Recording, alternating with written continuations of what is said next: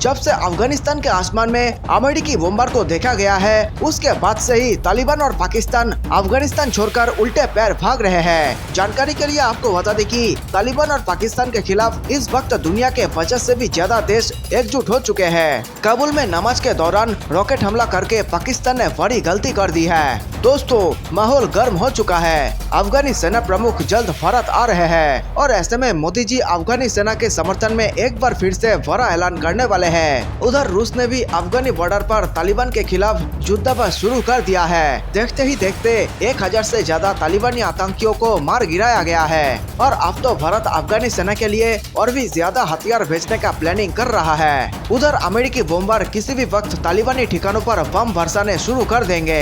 तुर्की की एंट्री के बाद से अफगानिस्तान का माहौल बदल रहा है। तालिबान के कारण तुर्की और पाकिस्तान में दुश्मनी बढ़ती जा रही है। अब धीरे धीरे तुर्की भारत के करीब आता जा रहा है। कुल मिलाकर पाकिस्तान के पास मात्र 2 ही रास्ते बचे थे, जिसमें पहला नाम चीन का है और दूसरा तुर्की का। लेकिन जब से पाकिस्तान के अंदर चीनी नागरिकों को बेरहमी से बस बम ब्लास्ट में मार दिया गया, उसके बाद से ही चीन पाकिस्तान के खिलाफ भड़का हुआ है और सबक सिखाने के लिए मौके तलाश रहा है। वही दूसरी तरफ तालिबान को लेकर तुर्की पाकिस्तान से बेहद नाराज है। अब एक ही ताबूत में तालिबान और पाकिस्तान को दफनाया जाएगा।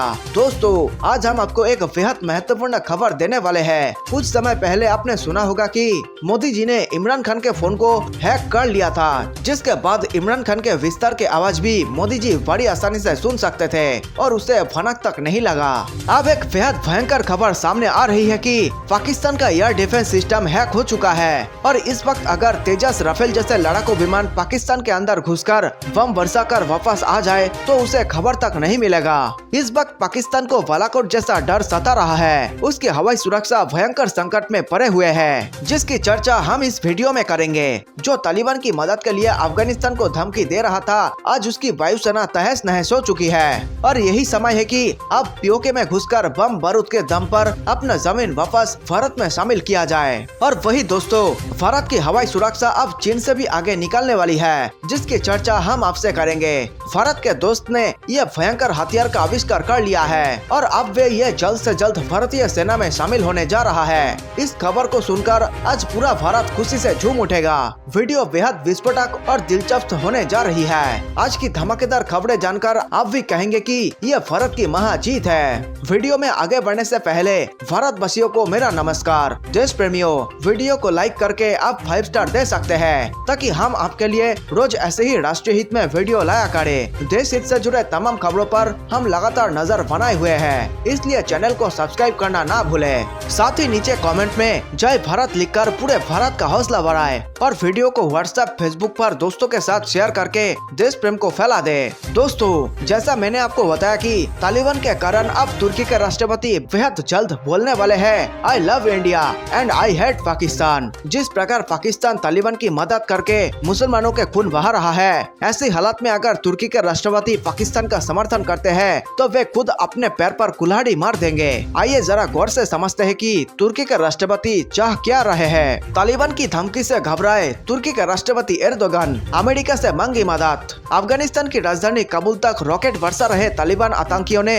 तुर्की के राष्ट्रपति एर्दोगन की नींद उड़ा दी है। मुस्लिम जगत का खलीफा बनने का सपना देख रहे एर्दोगन ने अब काबुल एयरपोर्ट की सुरक्षा व्यवस्था संभालने के लिए अमेरिका से वित्तीय, लॉजिस्टिकल और राजनयिक समर्थन मांगा है। तुर्की काबुल एयरपोर्ट की सुरक्षा संभालकर एक तीर से कई शिकार करने की कोशिश में है। तुर्की के राष्ट्रपति का यह बयान ऐसे समय पर आया है जब हाल ही में तालिबान ने धमकी दी थी कि अगर तुर्की की सेना ने हमारे सरजमी को नहीं छोड़ा तो हम कार्रवाई करेंगे।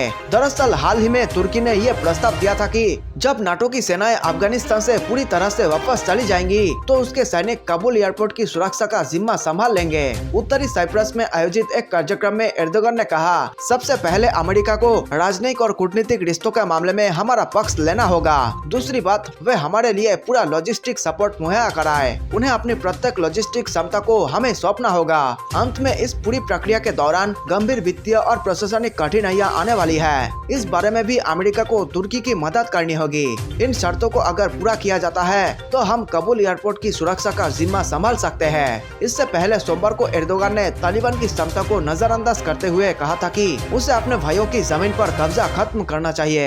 एर्दोगन ने तालिबान से अपील की है कि दुनिया को अफगानिस्तान में कायम शांति दिखाए। एर्दोगन ने तालिबान के तुर्की की सेना को धमकी देने पर खास प्रतिक्रिया नहीं दी। तालिबान ने तुर्की को चेतावनी दी थी कि काबुल एयरपोर्ट पर सैनिकों के तैनाती के भयानक नतीजे हो सकते हैं। बाद में यह जानकारी सामने आई कि पाकिस्तान के बहकावे में आकर तालिबान तुर्की के खिलाफ बयानबाजी कर रहा था और ये बात तुर्की के राष्ट्रपति को भी पता चल गई। इसके बाद अब भारत और तुर्की के रिश्ते मजबूत होने जा रहे हैं। अब तुर्की पाकिस्तान से हमेशा के लिए नाता तोड़ सकता है, क्योंकि अब उसका भी लक्ष्य है पाकिस्तान को ताबूत में डालकर भूल जाने का है। तुर्की ने नाटो को काबुल से निकालने के बाद अमेरिका से काबुल एयरपोर्ट की निगरानी की पेशकश की थी। आइए दोस्तों, आप जानते हैं कि आखिर पाकिस्तान की हवाई सुरक्षा भयंकर खतरे में कैसे पड़ गई।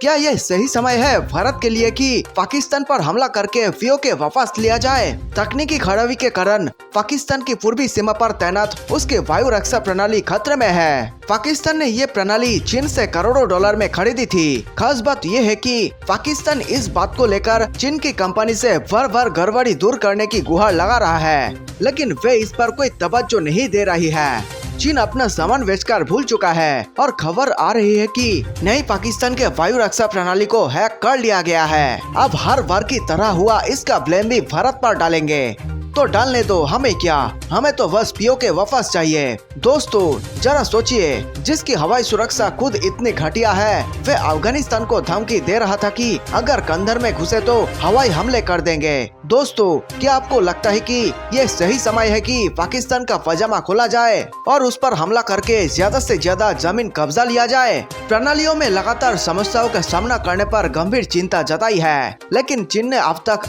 अपने सहयोगी की चिंताओं को तत्परता नहीं दिखाई है। दरअसल पाकिस्तान ने चीन से करोड़ों डॉलर की लागत से पोर्टेबल वायु रक्षा प्रणाली, आर्टिलरी रॉकेट सिस्टम और सतह से हवा में मार करने वाली मिसाइल प्रणाली खरीदी है। वायु रक्षा प्रणाली में कई तकनीकी और परिचालन संबंधी गड़बड़ियां पैदा हो गई है। कुछ लोग इसे हैकिंग से प्रभावित भी बता रहे हैं। आइए दोस्तों बात करते हैं भारत के लिए सबसे बड़ी खुशखबरी की। आज जैसे ही ये खबर आई कि रूस ने एडवांस S-500 मिसाइल सिस्टम से उड़ाया हाई स्पीड बैलिस्टिक टारगेट, उसके बाद से ही चीन और पाकिस्तान के पायलट हवा में उड़ान भरने से पहले सहम रहे हैं। आने वाले समय में रूस अपना ये हथियार भारत को जरूर सौंप देगा। उसके बाद भारत पर हमला करना किसी भी देश के लिए नामुमकिन हो जाएगा।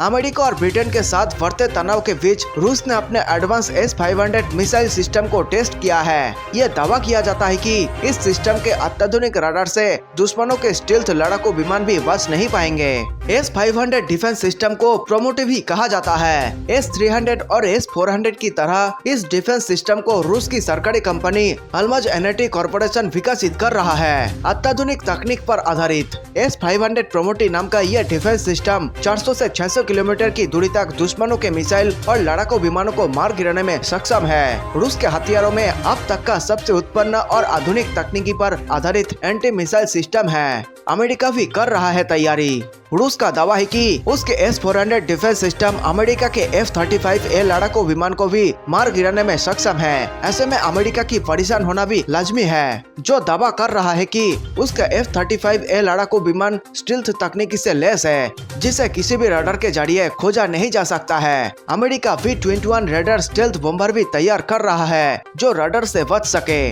दोस्तों क्या आपको लगता है कि आने वाले समय में भारत को S-500 भी खरीद लेनी चाहिए? आप अपनी राय नीचे कमेंट में जरूर दीजिएगा। वीडियो अंत तक देखने के लिए बहुत बहुत धन्यवाद। जल्दी मिलते हैं एक और देश हित से जुड़े धमाकेदार वीडियो के साथ। जय हिंद, जय भारत।